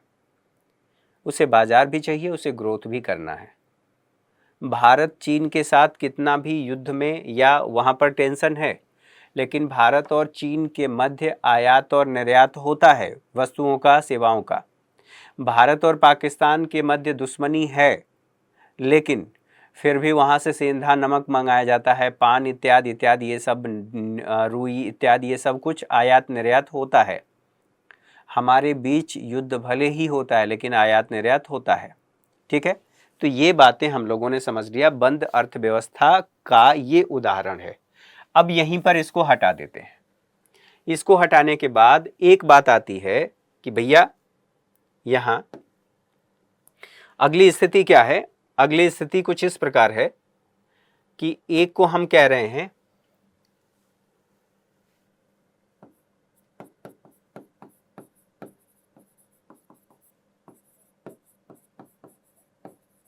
एक्सटर्नल सेक्टर, यहीं पर आ जाता है। एक्सटर्नल सेक्टर का मतलब क्या है? जो कुछ भी यहां पर उत्पादन हुआ है, ठीक है, तो उत्पादन का आयात और निर्यात होगा। क्या होगा? आयात और निर्यात। कैसे होगा भाई, और कौन करेगा? तो या तो गवर्नमेंट करेगी या तो फर्म करेगा। ये करेंगे क्या? ये तो नहीं करेंगे। ये कैसे करेंगे? किस चीज का करेंगे? तो यहां पर जब वस्तु और सेवा का आयात निर्यात हो रहा है, किसका? यहां पर गुड्स सर्विसेज, सर्विसेज, इसका आयात और निर्यात होता है और इसी को कह रहे हैं हम ये कि यह आय का वर्तुअल प्रवाह है। अब यहाँ पर द्विप्रवाह की बात नहीं हो रही है, यहाँ पर केवल इसकी और इसकी बात होगी तो यहाँ द्विप्रवाह की बात होगी। लेकिन जब इसमें गवर्नमेंट शामिल हो जाएगी तो गवर्नमेंट का भी, क्योंकि गवर्नमेंट क्या करेगी, वो भी तो उपभोग और निवेश व्यय करेगी, यहाँ पर निवेश व्यय की बात हो रही है, वो भी तो करेगी। तो ये सारे मिला करके इनको कहा जाता है आय का त्रिचक्रीय प्रवाह। यहां तक बातें समझ में आ गई होंगी। अब बात आती है कि हम लोगों ने ये कहा था कि जो उत्पाद विधि है और आय विधि है और व्यय विधि है उसको देख लेते हैं। तो हम लोगों ने यहाँ पर बात किया था, ये जो आर्थिक क्रियाएं हैं, इन आर्थिक क्रियाओं के साथ साथ ये आर्थिक क्रियाएं करते कौन हैं, तो आर्थिक क्रियाएं यही आर्थिक एजेंट करते हैं, जैसे परिवार, फर्म और गवर्नमेंट यानी कि सरकार। इन दोनों को, तीनों को हम लोगों ने समझ लिया, बड़े अच्छे ढंग से देख लिया, एक एक करके सबको देख लिया। अब बात आती है, यहां पर कहा जा रहा है उत्पादन अथवा मूल्य वर्धित विधि। देखिए, तो इसको मैंने कहा कि क्या कहा जाता है, प्रोडक्शन मेथड,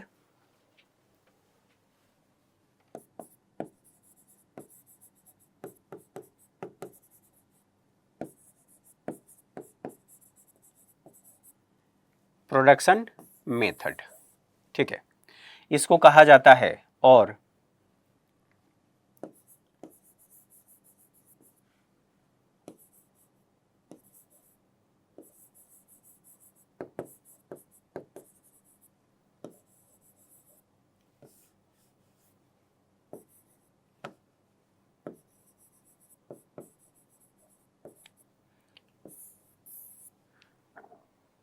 ठीक हिंदी में कहा जाता है कि या तो आप उत्पाद विधि कह लीजिए, जहां पर लिखा है उत्पाद अथवा मूल्यवर्धित विधि।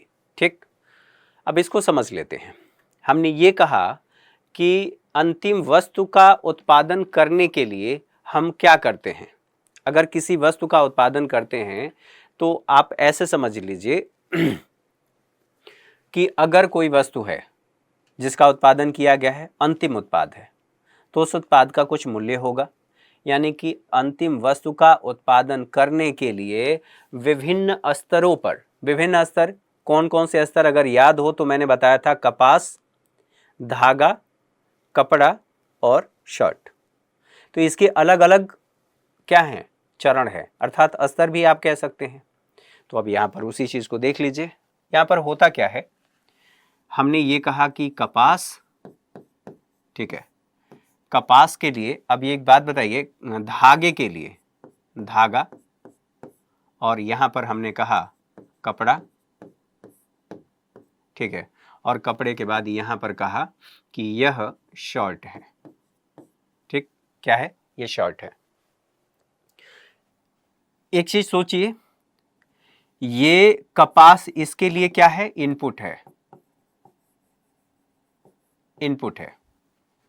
और दूसरे चरण में आप ऐसे समझ लीजिए कि ये जो है कपास, धागा कपास का आउटपुट है, आउटपुट है, धागा कपास का आउटपुट है और यही कपास धागे के लिए इनपुट है। ठीक, तो अगर मैं इसको ऐसे भी लिख दूं तो ये बात गलत नहीं होगी।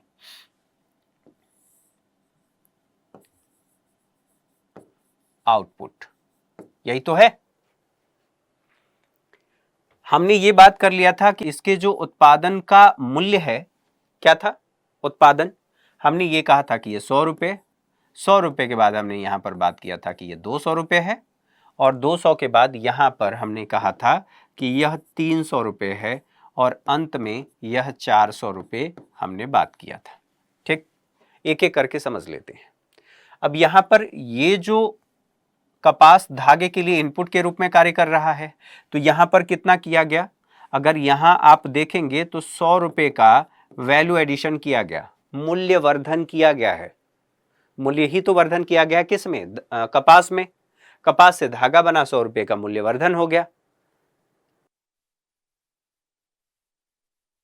और 100 रुपये के मूल्यवर्धन के बाद फिर हम यहां पर कह रहे हैं कि जब धागे से कपास बना तो धागा कपड़े के लिए आउटपुट है, या धागा यहां पर धागे का आउटपुट है कपड़ा, ठीक। और फिर ये जो कपड़ा है इसका आउटपुट है शर्ट। यहां पर भी हमने देखा कि 100 रुपये का वैल्यू एडिशन किया गया है और यहां पर भी 100 रुपये का वैल्यू एडिशन किया गया है। तो कुल हमने देख लिया कि दरअसल जो बीच का, दोनों के बीच में, अर्थात यहां पर हम ये कह सकते हैं इन दोनों के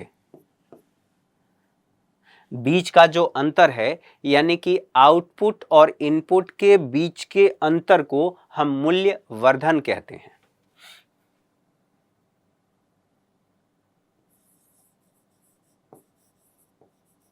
आउटपुट और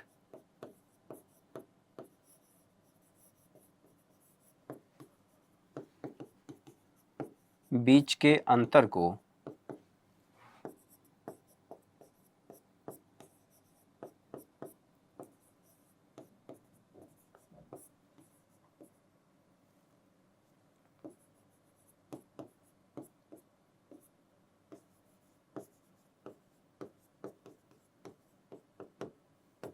ठीक है, क्या कहते हैं? आउटपुट और इनपुट के बीच के अंतर को हम मूल्यवर्धन कह रहे हैं। तो यहां पर देखिए, ये इनपुट है और यहीं पर सीधे आ जाइए, यहां पर ये आउटपुट है, ठीक। इन दोनों के बीच का जो अंतर है वही तो है मूल्यवर्धन, और इसी को कहा जाता है मूल्यवर्धन विधि या आय उत्पादन विधि, ठीक है। तो जो इसका मूल्य है इसी को हमने कह लिया, जो उत्पादन हुआ, जो यहाँ पर मूल्यवर्धन किया गया, उसे हम राष्ट्रीय आय में शामिल कर लेते हैं, वो हमारा राष्ट्रीय आय पहली विधि। अच्छा, दूसरी विधि यहां पर आती है जिसको कहते हैं व्यय विधि, ठीक है, व्यय विधि। तो व्यय विधि से पहले यहां पर आय विधि है, आय विधि को समझ लेते हैं, फिर व्यय विधि को समझना हमारे लिए और आसान रहेगा, ठीक है। अब देखिए, आय होगा तो व्यय होगा, ठीक है। तो सबसे पहले हम आय की ही बात कर लेते हैं। आय जिसको कहा जाता है इनकम मेथड,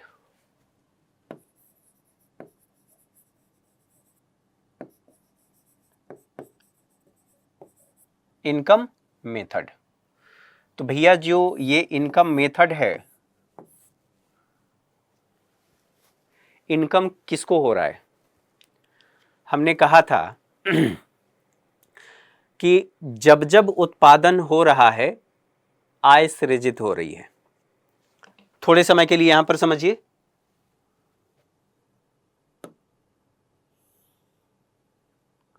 हमने कहा कि यहां पर जब जब उत्पादन हो रहा है, यहां पर उत्पादन हुआ, जब कपास से धागा बनाया गया तो यहां पर कुछ लोग होंगे सेवा देने वाले, सर्विस देने वाले कुछ लोग होंगे उत्पादन में जो सहायता कर रहे हैं।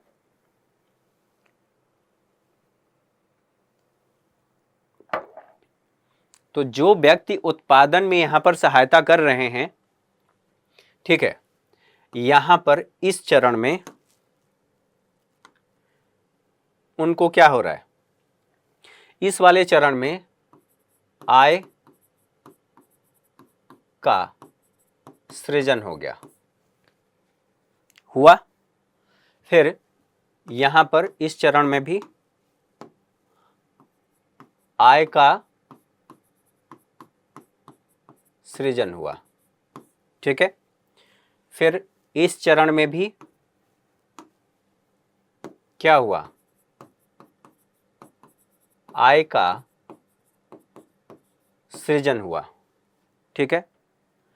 इन सभी चरणों में आय का सृजन हुआ। तो हम इसे अगर ऐसे कह दें कि जब जब उत्पादन होगा आय का सृजन होगा।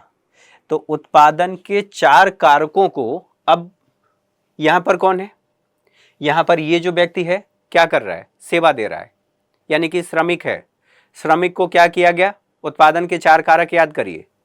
श्रमिक को भुगतान किया गया, भुगतान किया गया अर्थात श्रमिक को कारक आय की प्राप्ति हुई। क्लियर है? दूसरा, ये जो धागा बनाने वाली कंपनी है वो क्या है, एक कंपनी है ना, यानी कि उत्पादन, और उस कंपनी में मशीन है, पूंजी भी लगा है, मशीन भी लगा है। तो यहां पर कहा जा रहा है कि यह भी आय सृजित कर रहे हैं। उत्पादन के 4 कारकों को जो यहां पर आय प्राप्त हो रही है वही है आय विधि। तो अब यहां पर देखिए, उत्पादन आप ऐसे कह लीजिए, प्रोडक्शन, प्रोडक्शन हुआ, आय का सृजन हुआ, ठीक।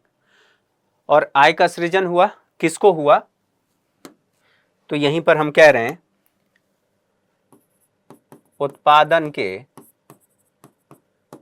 4 कारकों को, ठीक बात है। और जब उत्पादन के 4 कारकों को आय सृजित हुआ तो इस टोटल को हम ये कह रहे हैं कि यही आय विधि है, आय विधि। लेकिन इसमें एक कमी है। कमी क्या है कि जो फैक्ट्री में काम करने वाले लोग हैं, जो सेवाएं दे रहे हैं, उनका तो हम आकलन कर लेते हैं। हमें पता चल जाता है कि मेरी इनकम कितनी है, सरकार को पता चल जाएगी। जो व्यक्ति सरकारी जॉब में है उसकी भी इनकम का पता चल जाएगा, जो व्यक्ति प्राइवेट जॉब में है उसकी भी इनकम का पता चल जाएगा। लेकिन समस्या ये है कि जो यहाँ पर असंगठित क्षेत्र में कार्य करने वाले लोग हैं उनकी आय का पता नहीं चलता। तो यहां पर हम ऐसे कहेंगे, पहले इसको समझ लेते हैं। असंगठित क्षेत्र, असंगठित क्षेत्र और इनको प्राप्त कारक आय, इनकी जानकारी का अभाव है हमारे पास। लेकिन वो कुछ ना कुछ सेवाएं तो दे रहे हैं, उनको आय तो प्राप्त हो रही है। तो इसलिए अब यहां पर क्या किया जाता है, उत्पादन के, या ऐसे कह लीजिए 4 कारकों को प्राप्त आय प्लस यहां पर मिश्रित आय, मिश्रित आय। और मिश्रित आय में बहुत कुछ शामिल है, इसे मैं बाद में बताऊंगा, जब मैं ये बताऊंगा कि राष्ट्रीय आय में किसको शामिल नहीं किया जाता, वहां पर इसको मैं बताऊंगा। तो यहां ये चीज आप लोग ध्यान रखेंगे। अब बात आती है व्यय विधि की। चलिए, बात आती है व्यय विधि की। तो व्यय विधि क्या है, तो व्यय विधि देखिए यहां पर जिसे कहा जाता है एक्सपेंडिचर मेथड, ठीक है। आप क्या कहते हैं, एक्सपेंडिचर मेथड।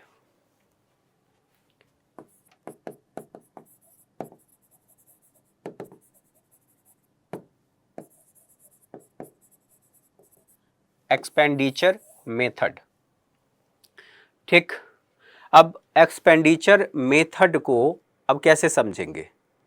एक्सपेंडिचर यानी कि व्यय की बात की जा रही है, तो व्यय कौन करता है, यहीं पर बात आएगी कि व्यय कौन कौन करता है। तो व्यय 3 लोग करते हैं। व्यय कौन करता है, ठीक है, 3 लोग करते हैं। उपभोक्ता, यानी जैसे आप कह रहे थे कि हाउस होल्ड, सरकार, और यहां पर फर्म, फर्म। यही तो 3 लोग कर रहे हैं, उपभोक्ता, सरकार और फर्म। अगर याद हो तो यहां पर देख लीजिए, व्यय कौन कर रहा था, यह निवेश व्यय कर रहा था, यह उपभोग व्यय कर रहा था, और यह भी कर रहा है। तो 3 यहां पर हो गए। अब इन तीनों को समझने के साथ अब आ जाइए उपभोक्ता, सरकार, जिसे उपभोक्ता को हम ऐसे डिनोट कर दें सी, और इनको हम कह रहे हैं G और इनको कह रहे हैं I, क्योंकि यह इन्वेस्टमेंट कर रहे हैं। ठीक है, इन्वेस्टमेंट एक्सपेंडिचर, यहाँ पर निवेश व्यय ये कर रहे हैं। तो तीनों को मिला करके जब हम बात कर रहे हैं तो अब इसको कैसे समझेंगे? इसको समझने के लिए और इसके लिए एक सूत्र लिखा जाएगा C प्लस जी प्लस आई। तो हम क्या करेंगे? C प्लस जी प्लस आई। लेकिन ये जो व्यय है, इसी को अगर याद हो तो मैंने यहां पर क्या कहा था कि ये क्या है? अगर इसको हटा दिया जाए तो यह क्लोज इकोनॉमी है। तो केवल क्लोज इकोनॉमी से हमारा काम तो चलेगा नहीं आज के संदर्भ में, क्योंकि हम विश्व की अर्थव्यवस्थाओं पर निर्भर हैं। अब निर्भर हैं तो हमें फिर यहां पर कुछ ना कुछ तो करना पड़ेगा। तो कुछ ना कुछ करने का मतलब ये नहीं है कि जो कुछ नहीं करते हैं कमाल करते हैं, वो वाली बात नहीं है। यहां पर हमें करना ये है कि ये जो किया गया है इसमें x माइनस एम हमें शामिल करना पड़ेगा। अब सवाल ये आता है कि x माइनस एम क्या होता है? तो आप ऐसे कह सकते हैं सम्मिलित, ये तीनों को, पहले इसको ऐसे समझ लेते हैं, इन तीनों को कह रहे हैं कि यह क्या है? बंद अर्थव्यवस्था।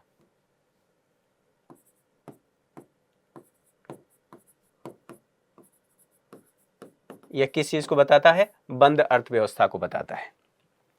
फिर हमने क्या किया? Plus x minus M. ठीक, ये x का मतलब क्या है? x का मतलब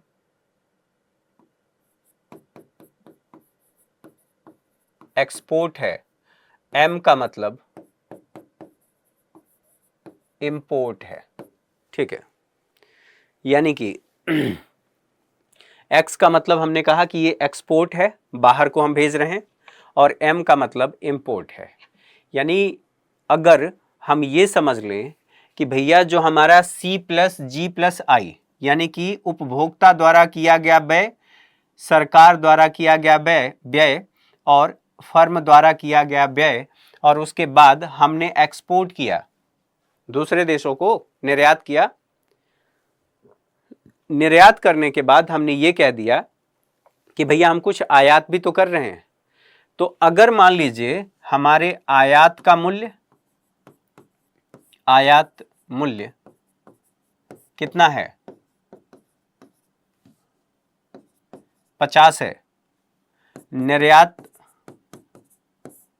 मूल्य हमारा कितना है? 100 मूल्य। तो अब हमारा यहां पर कितना नेट एक्सपोर्ट हमारा कितना हुआ? हमारा नेट एक्सपोर्ट इक्वल टू 50, यही है ना? 50 रुपए का हमने निर्यात किया है। तो यदि हमें अपना एक्सपोर्ट बढ़ाना है, ठीक है, तो अगर नेट एक्सपोर्ट को हमें धनात्मक बनाना है या सकारात्मक बनाना है तो हमें क्या करना होगा?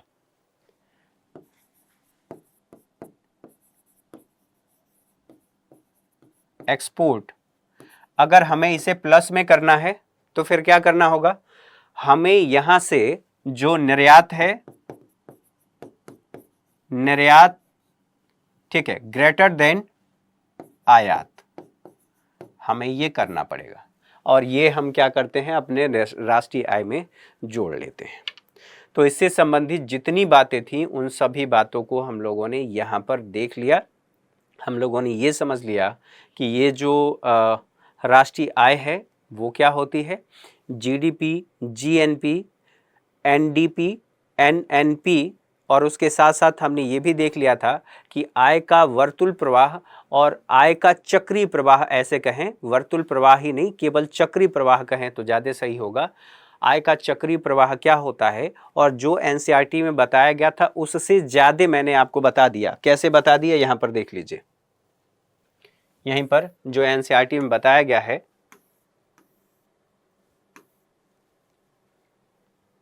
देखिए यही बातें यहां पर बताई गई हैं।